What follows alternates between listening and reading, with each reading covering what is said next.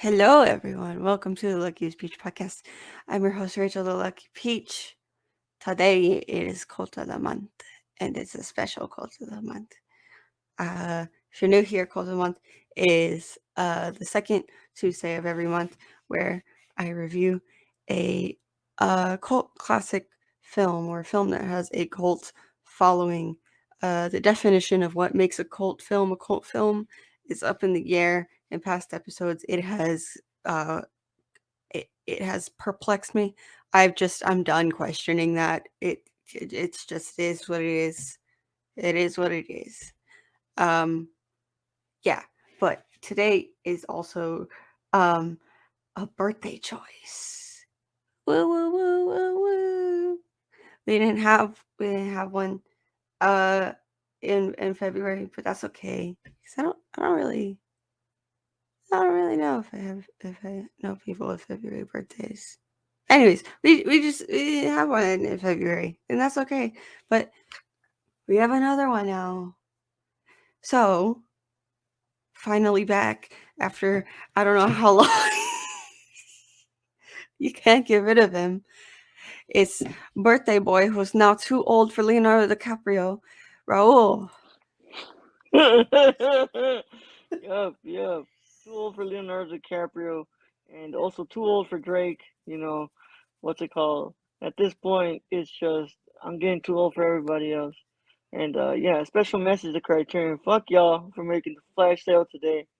Truthfully, Is fuck it y'all. today? Yeah, what's it called? It's gonna go live at 12, but just what's it called?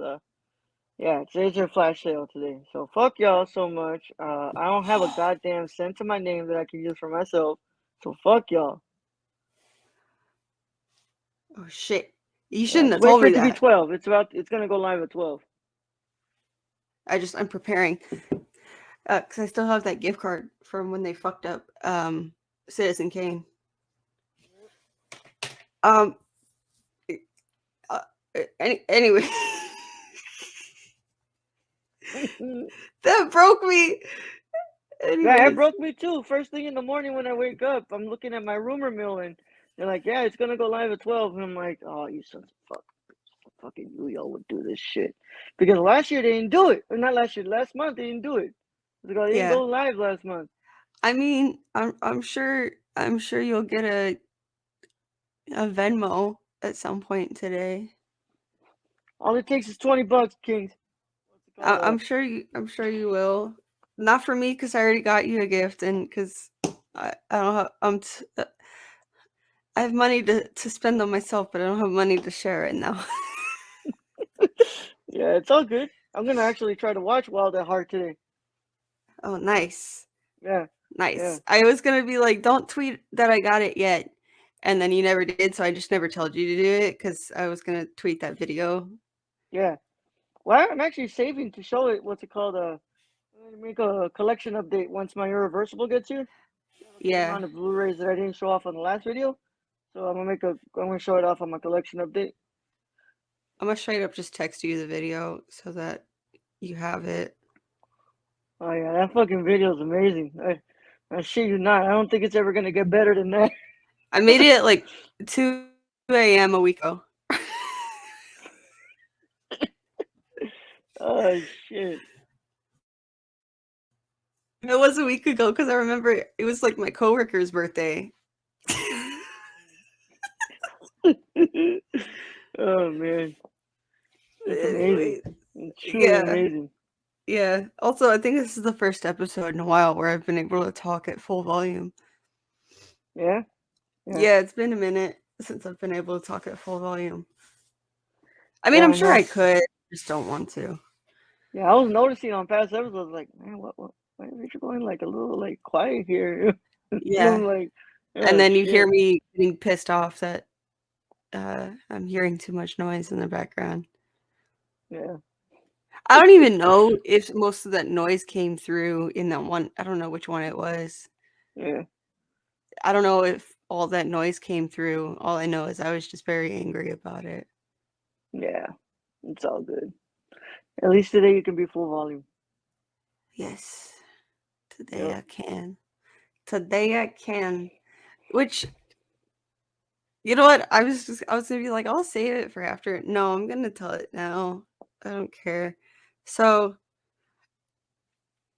because my family's fucking weird. You know that show NYPD Blue from like the 90s? Nope. Yeah, I didn't know what it was either, but whatever. So, um, apparently they showed like the first full ass um on network TV. Mhm. And what makes it funny is my dad made it a big deal. Like he read about that it was going to happen in the paper that day, and he was like, he came home from work all excited to watch it. Oh, he just like me. And so me and my brother looked it up, and it's not even that interesting. It changed his life forever. Legit, legit. It's like it's just him taking a shower, and his ass shows. It's nothing. I was like, what the fuck is wrong with him? Oh my god. It's funny. Yeah, my dad's a loser, but Damn, imagine if you would have seen this movie, huh?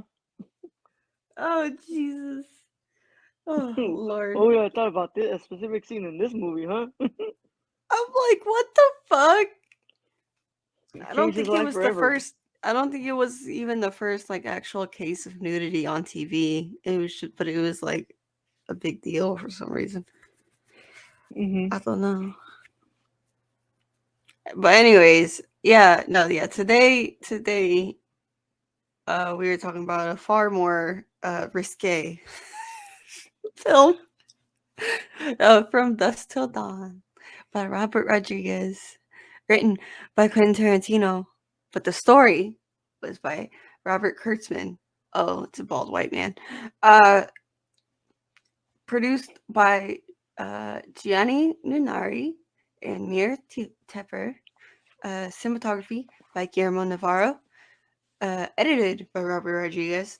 The music is by Graham Ravel. Uh, um, Unfortunately, it was distributed by Miramax. Unfortunately, um, it was released January 17th, 1996. It is 108 minutes. So it is a 1996 American action horror film directed by Robert Rodriguez and written by Quentin Tarantino. The plot follows. Oh wait, no. We get into that later. I get caught up in reading, and then I never know when to stop myself. And then I'm like, in the middle of recording, I'm like, no, wait, I need to save that for later. Yup. Uh, yeah. So the film was released 1996, received mixed reviews from critics.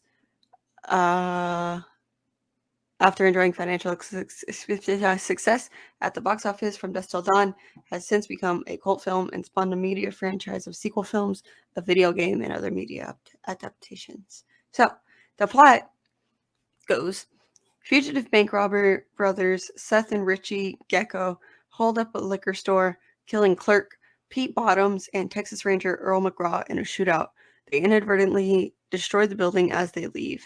At an inn room where they are hiding out, Seth returns from getting food to find Richie has raped and murdered a bank clerk they had taken hostage, much to his anger.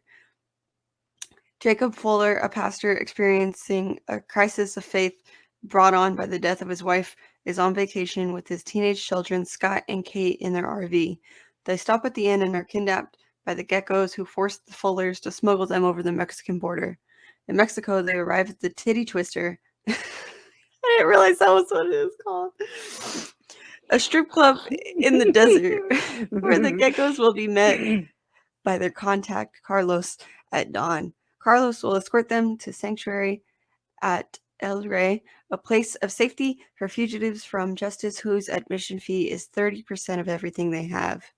When Richie complains to Seth that this is too high, Seth tells him it is non-negotiable. During a bar fight, the bar employees reveal themselves as vampires and kill most of the patrons. Richie is bitten by a stripper, uh, Santanico Pandemonium. That was her name? Mhm. Oh, jeez. I didn't know that. And dies, but Seth manages to kill her by shooting at a chandelier above her that impales her. Only Seth, Jacob, Kate, Scott, and a biker named Sex Machine and Frost, a Vietnam veteran, survive. The others are reborn as vampires, including Richie, forcing the survivors to kill them all. When an army of vampires in bat form assembles outside, the survivors lock themselves inside, but Sex Machine is bitten, becomes a vampire, and bites Frost and Jacob. Frost throws Sex Machine through the window, allowing the vampires to enter while Frost turns into a vampire.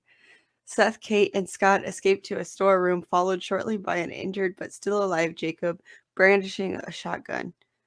In the storeroom, they fashion weapons from truck cargo the vampires have looted from past victims, including a stake mounted on a pneumatic drill, a crossbow, and holy water, which requires Jacob to recover his faith to bless.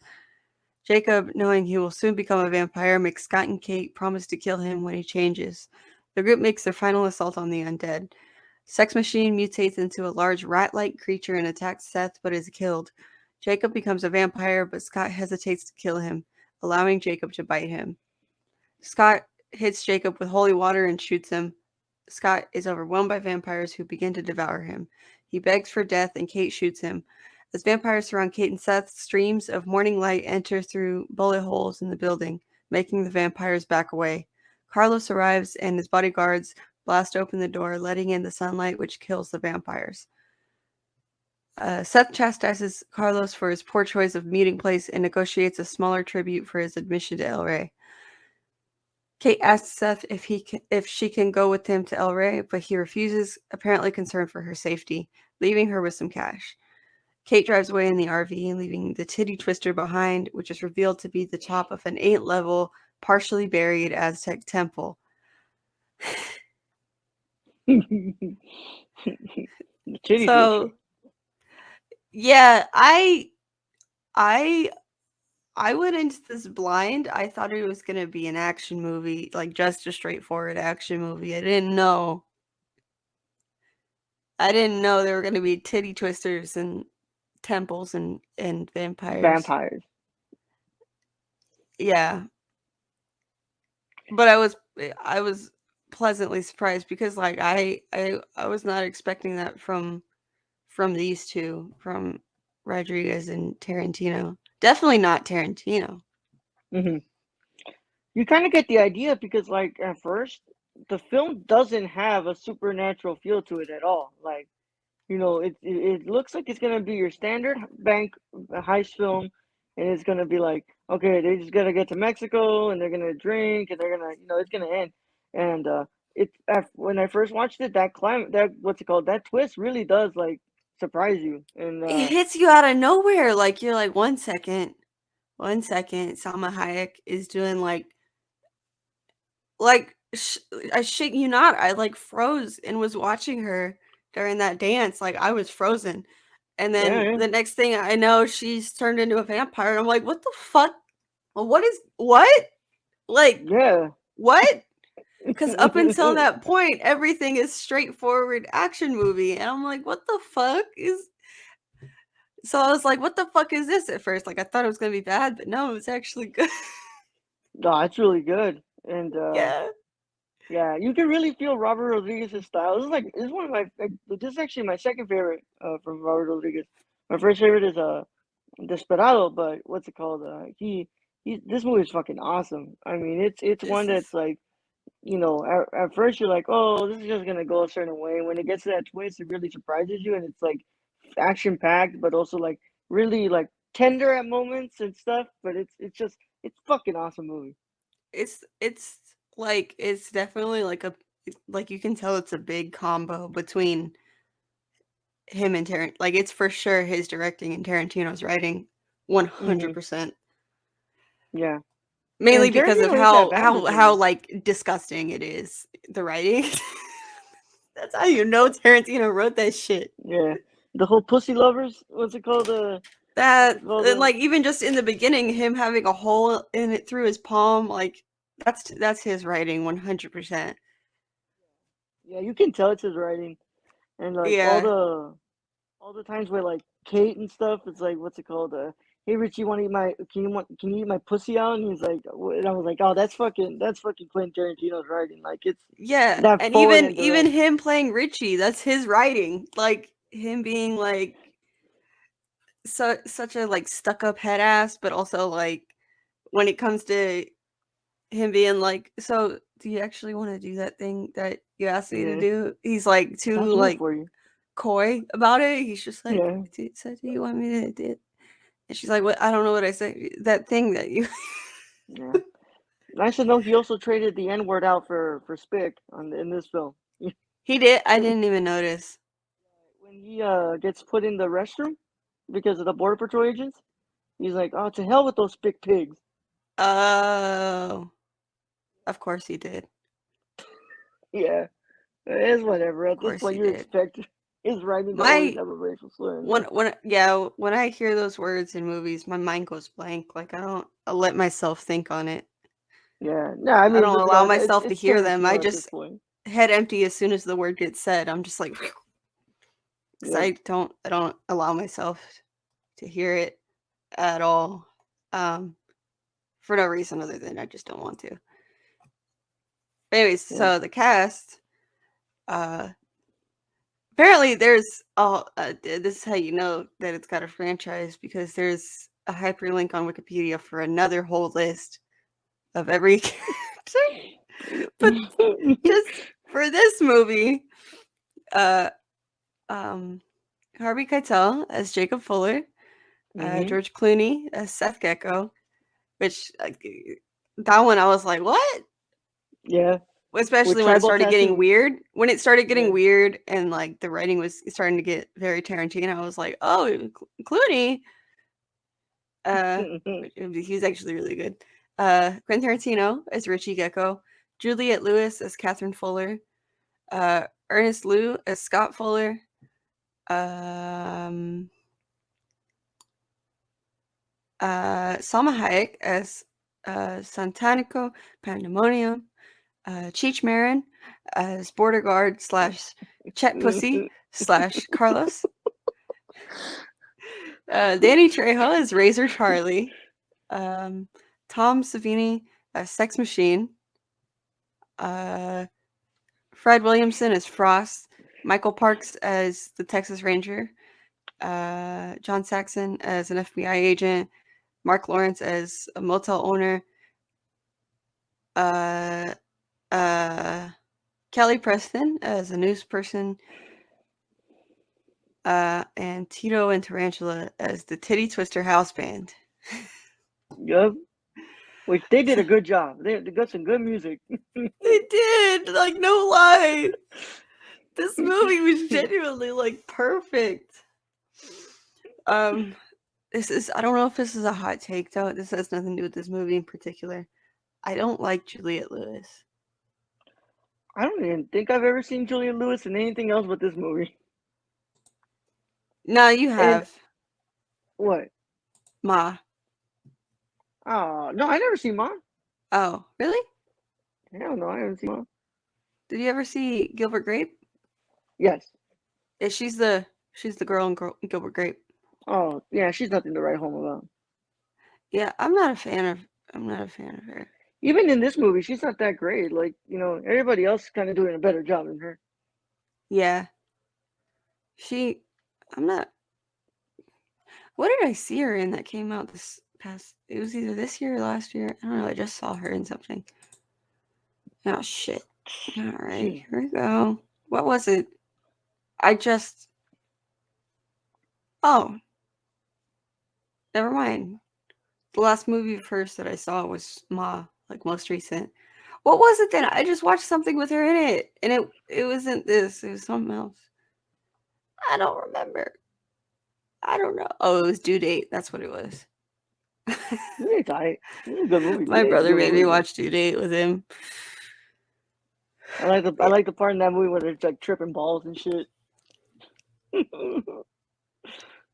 But yeah, she Anyways, not anything to write home about in this film. Like she's not that whatever. great. Everybody She's else is also better. she's also a Scientologist. Yeah, fuck that. Yeah. Her acting show, like, I don't know what it is. Like, people who are in the Church of Scientology, their acting style is all the same in a way. Yeah. Their acting is all similar. But anyways, uh, so there's not much about the production. But anyways, so it was conceived by Robert Kurtzman, who hired Tarantino to write the script as his first paid writing assignment. Oh shit. Universal Pictures originally considered Tarantino's screenplay as the follow-up to Demon Knight and the second in a proposed Tales from the Crypt film trilogy, but ultimately produced another vampire film, Bordello of Blood, instead. I've never heard of any of these fucking movies. No. Okay, wait. Demon Knight has Jada Pinkett in it. And Thomas Hayden Church. What? Damn. Tales from the Crypt. Oh, that's just a whole fucking thing. Bordello of Blood. That's not have anyone I know of. Anyways, so um the El Rey Hideout. Okay, this just it's a Wikipedia. This article is not very organized. So it says production, and then it says references to other titles. That's I would not consider that. I mean, that is a kind of a Yeah. production note, but like that's not an actual production note. Anyways, but it says the El Rey Hideout in Mexico was borrowed from the Getaway 1958 crime novel. Uh, Earl McGraw became a recurring character in Rodriguez and Tarantino's works, later appearing in Kill Bill, Planet Terror, and Death Proof. Chango Beer and Sex Machines Cod Piece Gun are references to Rodriguez's 1990 film Desperado. Seth also returns to the hotel with Big Kahuna burgers, which were used in Pulp Fiction and mentioned in Death Mhm. Proof. Seth Gecko also says the line, "All right, Ramblers, let's get ramblin'," a quote from Tarantino's Reservoir Dogs. Scott's t shirt decoration reads Precinct 13, a reference to John Carpenter's 1976 film Assault on Precinct 13. Yeah, those are fucking Easter eggs, not Yeah, it's not production production. notes. Um, this is a production note. So, as with many of Rodriguez's films, from Dusk Till Dawn, employed a non-union production crew, which is unusual for a production with a budget above $15 million. That's Yeah. kind of shitty. Yeah. What's it called? But I don't know what the fuck. I don't know what the. I'm pretty sure they got paid though. They got paid, No, I'm yeah, sure. no. I wonder if it's non-union in the way of like they're like us, like they're starting Mhm. out and they can't afford to pay union dues, or if Yeah. it's just like straightforward, he hired non-union people, so Yeah. you wouldn't have to deal Also, I with wonder if it union. has anything to do with the fact that they probably shot this a bit in Mexico. That could be it. Yeah. I'm surprised there aren't any actual fucking production notes. I'm annoyed now. Yeah. I mean, I like the film stock they use. I'm pretty sure they use like Kodak, and that shit looked great, man. What's it called? All those like colors popping and shit, and Yes, like the blood nice. looking like really red. Like it's It freaking wasn't. It awesome. wasn't too yellow. No, not too. No, of course, when it gets made by a Mexican, damn well it's not gonna look like that. No orange hues. It was not yellow. Uh, anyways, so From Dusk Till Dawn had its world premiere on January 17th, 1996. On its first week, the film grossed about $10 million in the United States, making it the highest grossing film of the week. The next week, the film fell to third, and it grossed around $5 million. Uh, uh, so overall, it grossed about $25 million in the U.S. and about 33.5 internationally for a worldwide gross of about 59 million. Uh, on May 1st, 1996, the film was banned in Ireland. The Irish Film Censor Board had Seamus Smith cited its irresponsible and totally gratuitous violence, which he felt was particularly untimely in the wake of the then recent Dunblin and Port Arthur massacres. On January 27th, 2004, the video release was passed with an 18 certificate. Don't know what an 18 certificate is, but also I'm not. It's their rating system. Oh, okay, okay. Yeah. I'm not. Oh! Remember on Oh, those okay. Region B viewings, you Okay, had the number? yeah, Yeah. yeah. Okay, yeah. I would, like, looked over there. I keep doing that shit where I, like, look off camera. I was looking at my stack of the region whatevers. Yeah. Um, so on Rotten Tomatoes, has 62% with an average rating of 5.99 out of 10. The website's consensus reads, quote, a pulpy crime drama vampire film hybrid from Dusk Till Dawn is an uneven but often deliriously enjoyable B movie, end quote. On Metacritic, it has a score of 48 out of 100 with mixed or average reviews.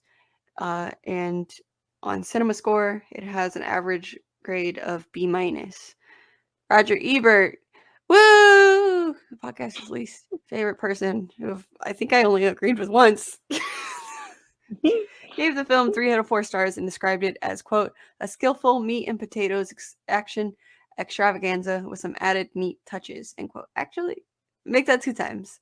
Um, in a review for the New York Times, Janet Maslin wrote, quote, the latter part of From Dusk Till Dawn is so relentless that it's as if a spigot has been turned on and then broken. Though some of the tricks are entertainingly staged, obviously. What the fuck? The film loses its clever edge when its action heats up so gruesomely and exploitatively that there's no time for talk, end quote. Shut up. Entertainment Weekly gave the film a B rating, and Owen Gleiberman wrote, quote, Rodriguez and Tarantino have taken the let 'em eat trash cynicism of modern corporate movie making and repackaged it as junk conscious attitude. And from Dusk Till Dawn, they put on such a show of cooking up popcorn that they make pandering to the audience seem hip, end quote. Fuck you. However, in his review for the Washington Post, Destin Howe wrote, quote, the movie, which treats you with contempt for even watching it, is a monument to its own lack of imagination. It's a triumph lack of imagination. Anyways, it's a triumph of vile over content, mindless nihilism posing as hipness, end quote. Fuck you. Uh, Cinefantastique magazine's Steve Biodrowski wrote, quote, whereas one might reasonably have expected that the combo of Quentin Tarantino and Robert Rodriguez would yield a critical mass of nuclear proportions, instead of an atomic fireball's worth of entertainment, we get a long fuse, quite a bit of fizzle, and rather minor blast, end quote. Fuck you. In his review for the San Francisco Chronicle, Mick LaSalle called the film, quote, an ugly, unpleasant, criminals on the lam film that midway turns into a boring and completely repellent vampire comedy. If it's not one of the worst films of 1996, it will have been one miserable year, end quote. Fuck you. In Mark Savlov's review for the Austin Chronicle, he wrote, quote, fans of Merchant Ivory will do well to steer clear of Rodriguez's newest opus, but both action and horror film fans have cause for celebration after what seems like a particularly long splatter drought. This is horror with a wink and a nod to drive-in theaters and sweaty backseats. This is how it's done, end quote. Well, yeah, that's exactly how it's done. I mean, they Yeah. both of them are into that thing. They're like both into that. They literally made They love the fucking grindhouse films. literally Grindhouse. Yeah.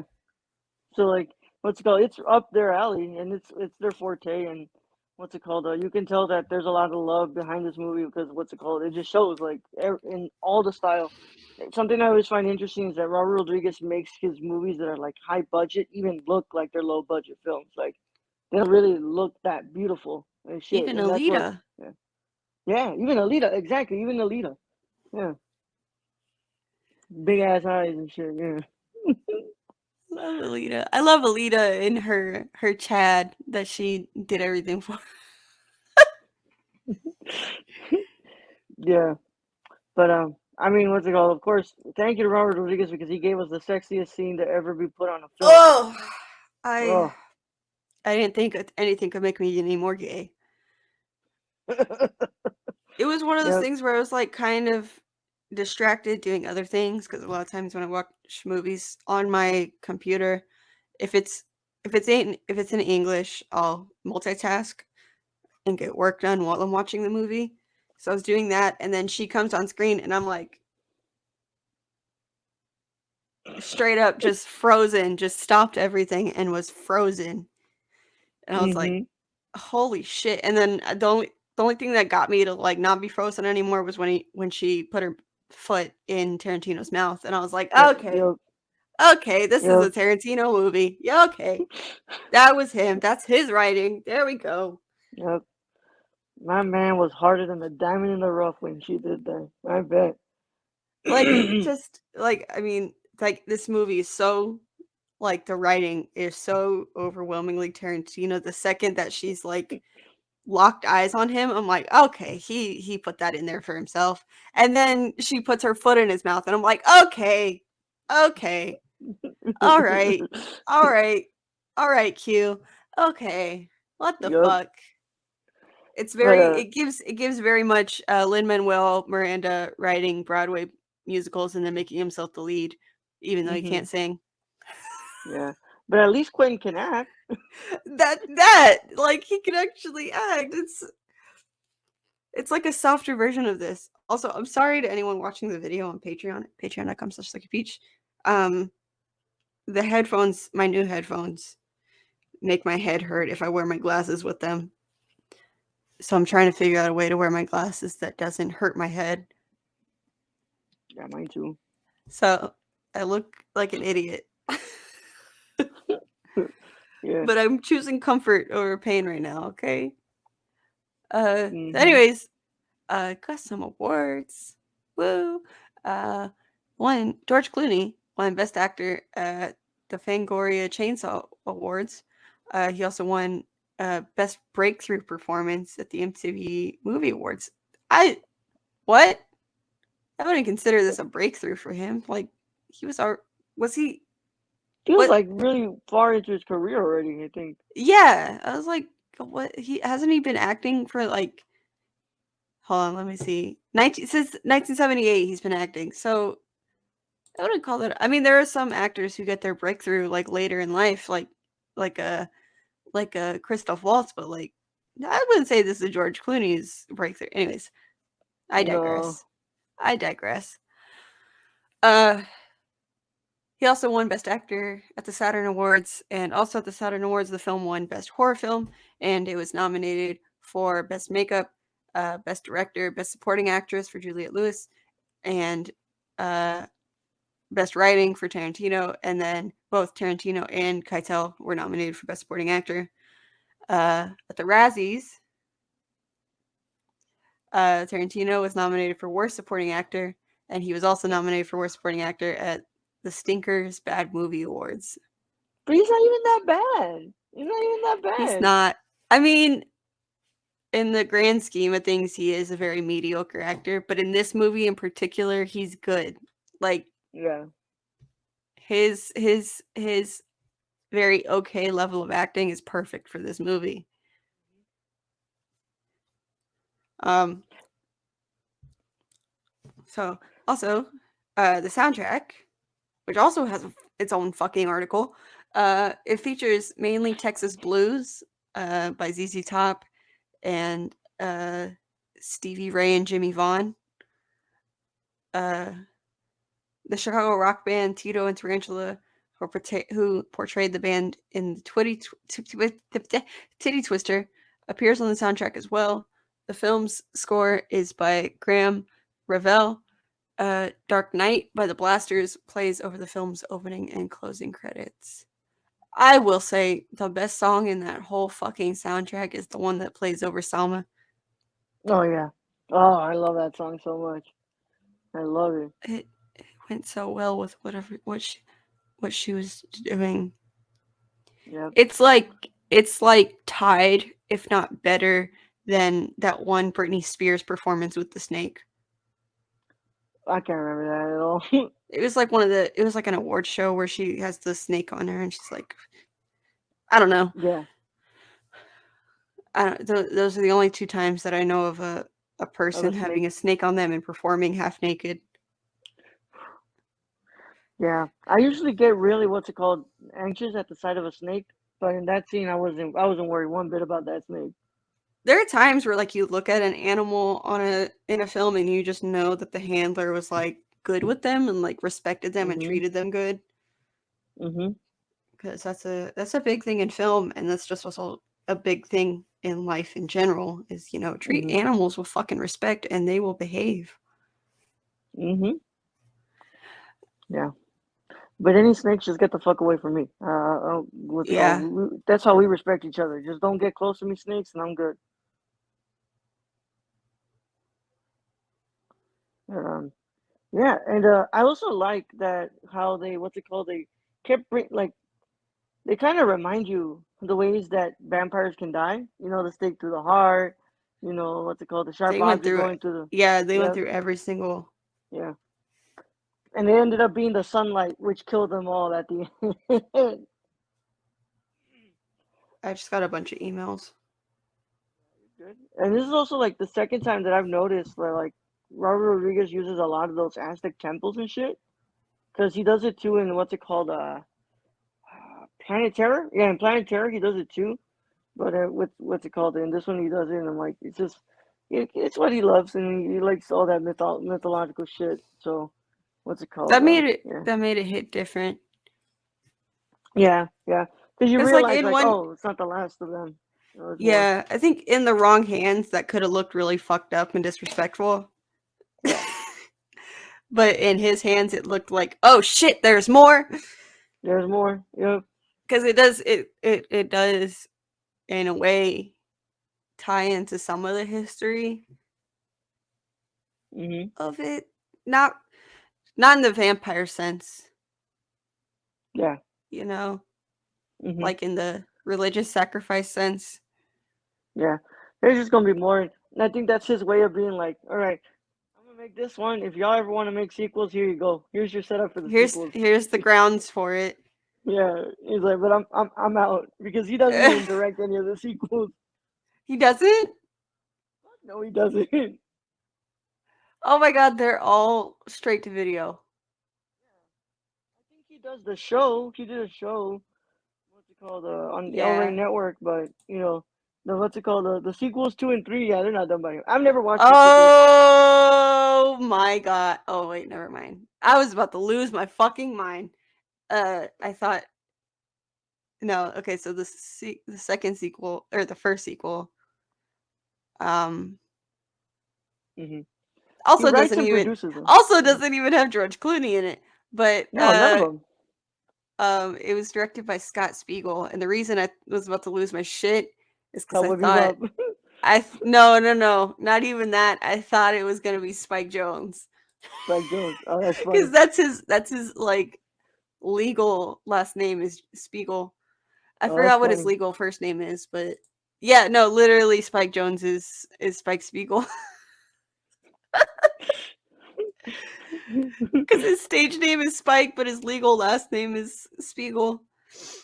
Um, So yeah, From Dusk Till Dawn was followed by two direct-to-video installments, a sequel From Dusk Till Dawn 2, Texas Blood Money in '99, and a prequel From Dusk Till Dawn 3, The Hangman's Daughter in 2000. It's a prequel, but it's called 3. Fuck you. For that I was hate when that poorly they do that. that I was fucking poorly hate it. planned. That was Yeah. very poorly planned. That's like how in the UK, Lion King 1.5 is called Lion King 3 So when fucking dumb. it takes place in between the One first and two, two. the 1 and 2. Yeah. Uh, Mm-hmm.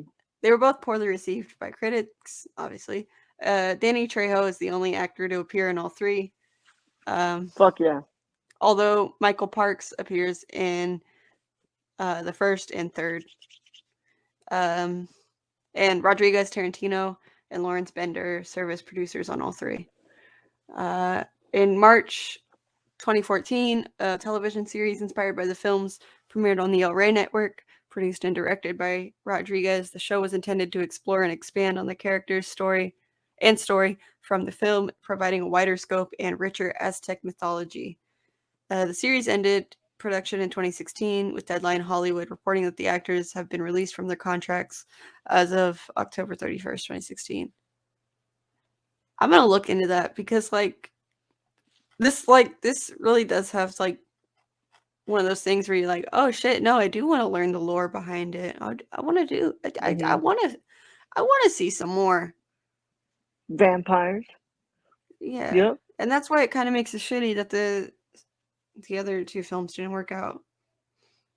Yeah, but at least he worked like producing and writing them. But what's it called? I feel like they would have been a lot more like they would have had a lot more of a hit if Rodriguez would have made them. But also at the time, he just there was no interest in working on those. Yeah.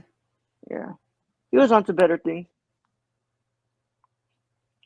He was So wrapping up his what's it called? Once Upon a Time in Mexico. true. So I gave this film 4.5 peaches out of 5. Hmm. Uh, and my review is didn't know I could get any gayer until Selma came on screen. Yeah, mine is. Yeah, I too have it at 4.5 peaches out of 5. And Yeah, my in your review on Letterboxd reads, Robert Rodriguez is a motherfucking legend. Vampires and humans fighting against each other. What else can you ask for? Yeah, exactly. Um, and then I'm trying to keep with the past theme of reading random reviews on Letterboxd. Letterboxd. Um, yeah, I've been doing that, and it's been pissing me off because I go through, I like think I'm gonna find a good one, and then it's like a whole essay, and I'm like, I'm not reading that. Yeah, I'm not fucking reading all that. Here's a good one. So, well, this isn't actually. This one's just a jokey one by Zara. They gave it 3.5 stars and said Tarantino's foot fetish was taken to levels of extremity that I wish I could unsee. Yeah, we all wish we could unsee that. Um, um, yeah, I'm trying to find like a review about the film itself. Um, a lot of them say 0 to 100 in 5 seconds. Yeah. Okay, here we go. From Hector. Let me see if there's pronouns. No, there's not. Okay. They gave the film 4.5 stars. Or I guess peaches.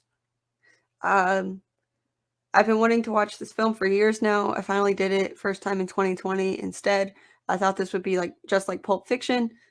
I did too. The twist was even greater. This was incredible. The best thing about this movie is that nobody talks about this movie. It's kind of true. And I'm gonna try to find a bad review, but there aren't that many. Most of them are like 3 and up.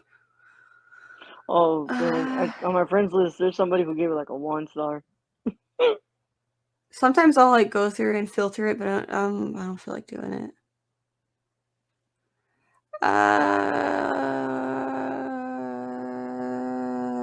Okay, here we go. From oh I don't like their username. From Bombs Fall. I don't like that username. Anyways, they gave it 2.5 stars. And they said the haircuts on our two leads here have not been seen since 1998. Well, yeah, the movie's from the 90s. I don't actually think this is very good, but hey, the FX team clearly had a good time here, huh? I did enjoy how Tom Savini is portrayed as having cat-like agility and reflexes. That was too lighthearted. I need some shit that I can get mad about. Let me see if I can find one. I need a bad letterbox review that I can get pissed off about.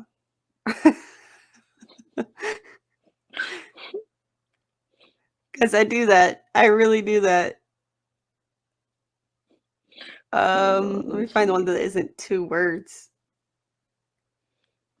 Come on, y'all, man. Um, Y'all sometimes just don't even put anything on here, man. y'all just put like, it gets stupid. It's ass.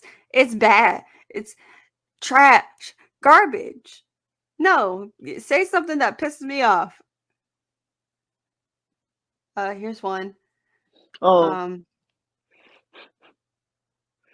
here's one from James, who watched it last December. Uh, they gave it a half a star and said complete mhm. and utter tripe. They used the word tripe. Enjoyed the first half hour and then felt the most uncontrollable urge to switch it off for the rest. If this film was released today, it would be laughed out of the box office. I found That's I found debatable. one. Look, Rob probably says maybe I would have liked it more if I was in the right mood. But anyone who gives this 4 stars or more definitely has a foot fetish. I am not kink Nah, shaming. I'm just stating the fact. He watched it yesterday too, by the way. I think you have a foot fetish. If you're trying to, I think you're projecting, dude. Projecting. I I think you're think you're projecting. projecting. I think, yeah, yeah. Yeah, Because you know what they say. You know what they say about kinks. You know, you start making fun of them, and then next thing you know, you're into him. you're into them. You find out that all that time you were just projecting. Yeah, which is why I don't talk about furries anymore. So this is why, yeah, that's why I just don't acknowledge feet. I don't like them. I will say I don't like feet. I hate them, and I leave it at the door. I leave it there because they disgust me. Man. But yeah, apparently Rachel and I have foot fetishes now, Ugh. according to Rob, probably. Oh, I skipped a whole. Oh, but it's nothing. It's about the video game. Video game, the same name was released for Windows in 2001. It is based on events that transpire directly after the end of the film. Do you remember, like, actually, no, I can't say do you remember because they still exist. The PC games, and it's just a little box. Yeah, It's a yeah, box with like a CD in it. yeah. I think that's what it was. I can't even say do you remember because they actually still exist if you go to Walmart. But I think they're only at Walmart. Yeah, I'm gonna check Steam if they have this game, and I'm gonna look at the video, see if I'm gonna if Google it's it right now. yeah. Let's find out. Dusk Till Dawn. Looks like ass. Video. I ain't gonna even lie. I bet I it wonder looks if like it's gonna look ass. like Sonic or some shit. Um, I don't want the Wikipedia page. Where can I play it? I don't want the trailer. Where can I play it?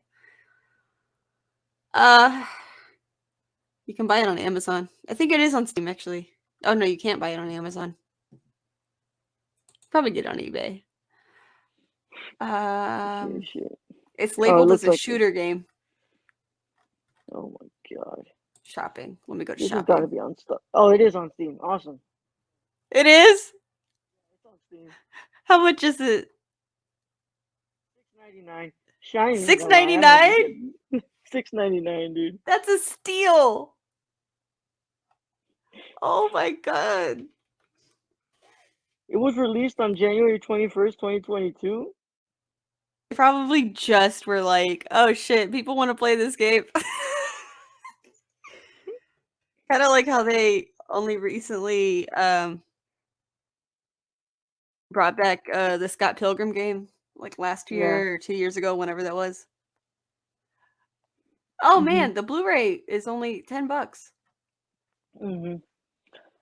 I would hold off though. I think what's it called? Rodriguez is working on a new restoration of this one. It's Oh, been rumored. nice, Yeah.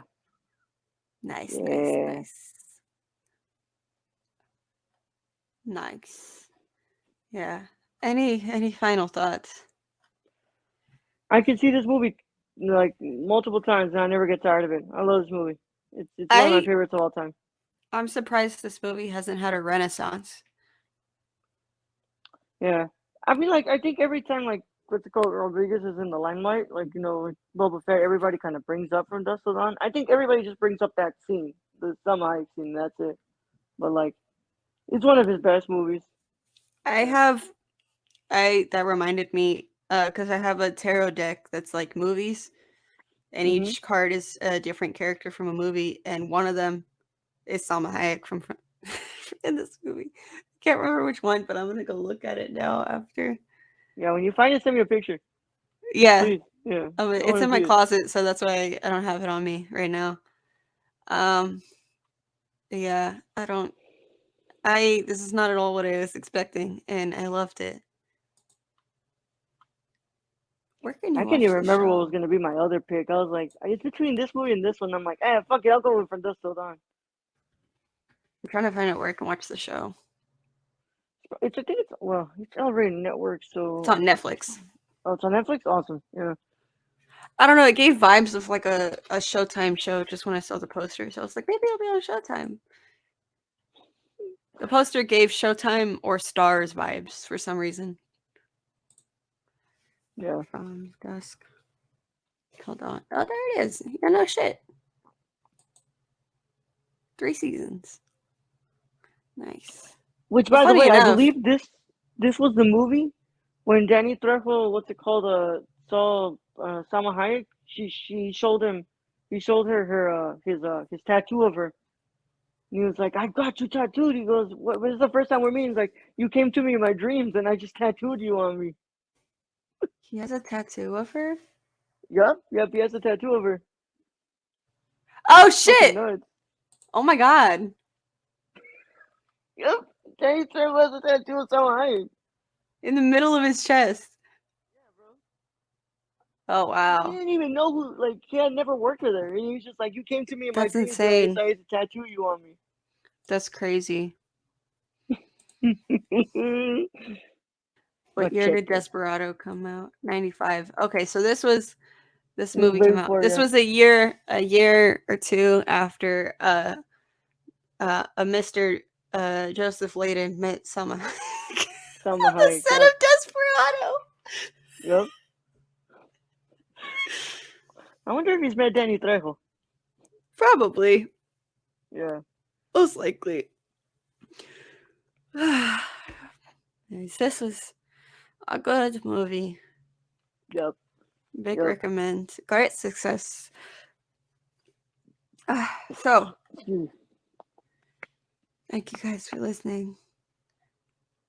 Raúl, What's up? where can people find you? The Nerd Chicano on both Instagram and Twitter. Twitch.tv/Nerd Chicano. On YouTube under my full name because I don't have 100 subscribers yet. But I think I'm at 79. So I'm getting there. Y'all, please help me. Alejandro Mendoza. And yeah, that's it. Nerdcore.com for all the stuff I write and shit like that. Cool. Awesome. Thank you for coming on your birthday. You're very busy, big day. Um, you can find me everywhere at Lucky Peach, LVCKY Peach. In the description of the episode, there is a link tree that will take you to Twitter, Instagram, TikTok, Letterboxd, YouTube, to Discord, um, Patreon at patreon.com/Lucky Peach, Twitch, something else. I'm always forgetting something. Um, what else? Um, there will also be a link for how you can support Ukraine, and the link to the stickers, the Luckiest Peach stickers, is Ko-fi, ko-fi.fi/the Luckiest Peach. There will also be a link to that in the description of the episode. I think that is all. Next week, I will be reviewing Cyrano. Finally. Fucking finally. I will be reviewing Cyrano. Yeah, thank you to my patrons at patreon.com/Lucky Peach. I appreciate you. And I will see you guys next week. Stay peachy.